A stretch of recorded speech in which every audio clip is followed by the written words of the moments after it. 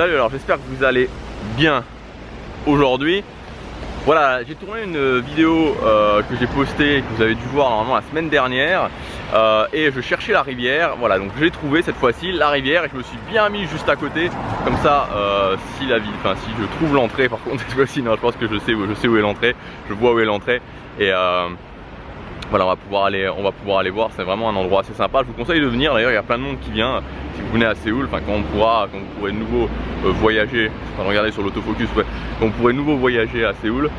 Aujourd'hui, je voudrais vous parler de 3 principes qui vont clairement faire, mais vraiment clairement faire une différence quand vous voulez atteindre vos objectifs et donc réussir votre vie. Parce que pour moi, le fait d'atteindre ces objectifs, c'est clairement lié au fait de mieux se connaître et donc de se fixer de meilleurs objectifs et donc de pouvoir emmener sa vie là où on veut vraiment, parce que quand on se connaît pas, bah voilà, forcément c'est compliqué. Enfin c'est compliqué, quand je sais pas où je veux aller, c'est compliqué d'y aller déjà. Donc ça c'est aussi la problématique dans laquelle sont beaucoup de gens. Donc on se fixe des objectifs, on s'engage à ces objectifs, mais souvent il y a des difficultés. Je voudrais vous parler de 3 principes qui vont vous permettre d'aller au-delà de ces difficultés. Le premier principe, enfin plutôt 3 principes qui sont en eux-mêmes les difficultés, il faut les comprendre et avoir des stratégies pour pouvoir aller au-delà de ça. Le premier principe, c'est ce que j'appelle le principe du résultat décalé. Et c'est un truc qui est assez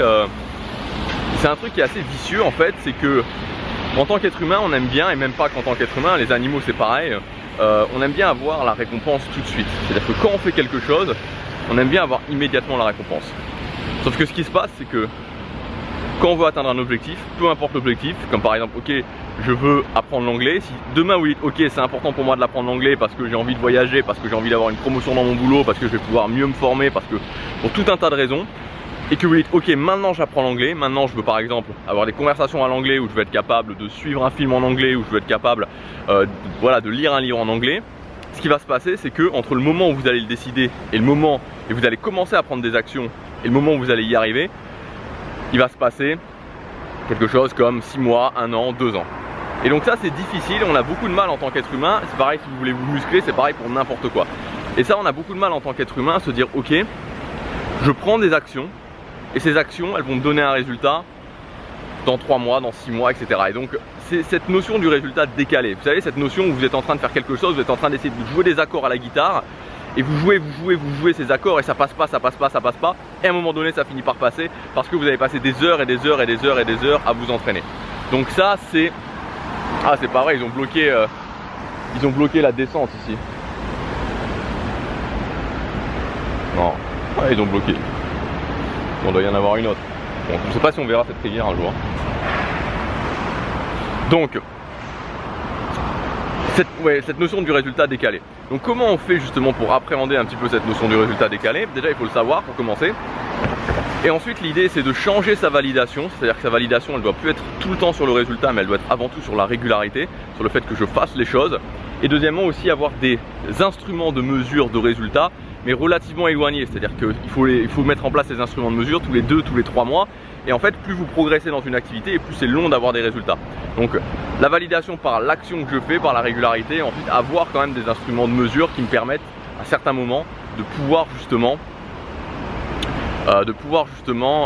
réussir à me dire ok, ça fonctionne. Ensuite le deuxième concept dont je voulais vous parler, c'est le concept de commencer petit. Donc commencer petit, qu'est-ce que c'est? Il y a un feu rouge en fait, vous pouvez traverser mais il y a un feu rouge. Je vous montre en même temps. J'avais déjà fait une vidéo là-bas où je m'étais installé là-bas. Je vais attendre ici tranquillement pour attendre avant le feu rouge. Donc le deuxième concept c'est le fait de commencer petit. Il y a beaucoup de gens en fait, et là c'est vraiment un problème d'ego. C'est-à-dire qu'il y a beaucoup de gens qui vont jamais atteindre leurs objectifs parce qu'ils veulent pas commencer petit.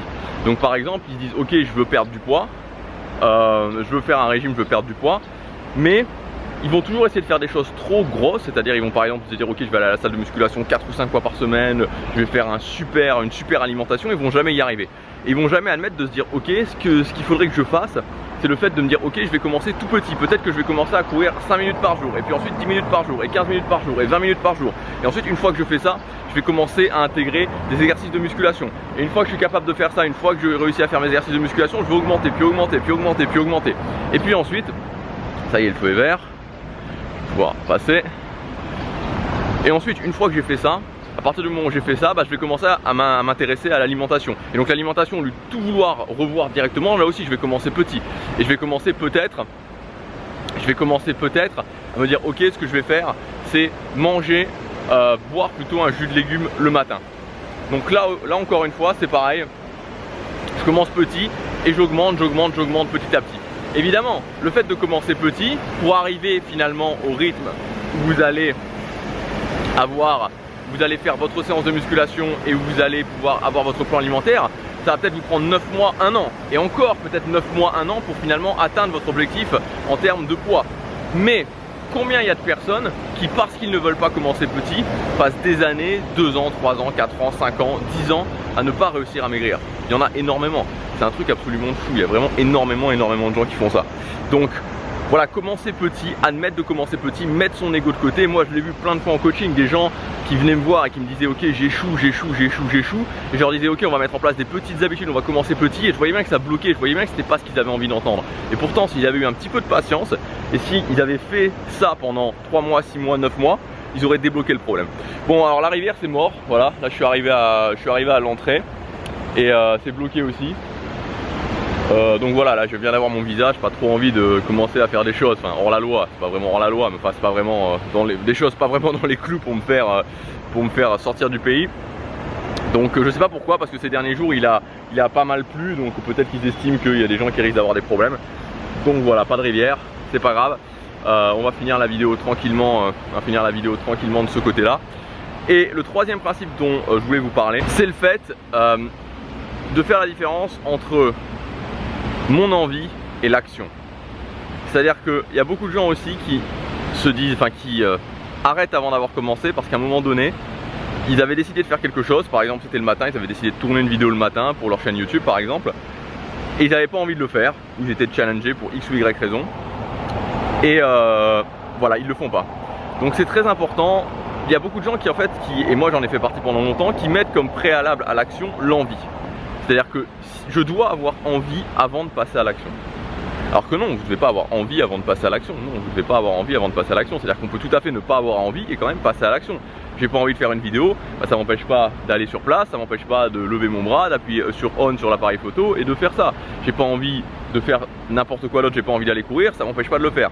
Donc ça, c'est vraiment aussi, alors ça vient pas comme ça vient pas en un claquement de doigts, mais il faut commencer à le comprendre pour l'intégrer et petit à petit s'y entraîner et petit à petit se dire la prochaine fois que vous devez faire quelque chose mais que vous n'avez pas vraiment envie de le faire, de vous dire ok, oui j'ai pas envie, oui c'est vrai j'ai pas envie, c'est-à-dire ne pas se forcer, ne pas se dire oui j'ai envie, oui c'est génial, oui non, oui j'ai pas envie de le faire mais je suis quand même capable de le faire, ou au moins je suis quand même capable de commencer à le faire. Donc voilà pour ce que je voulais vous dire. Voilà, là on arrive du coup juste au centre de Séoul.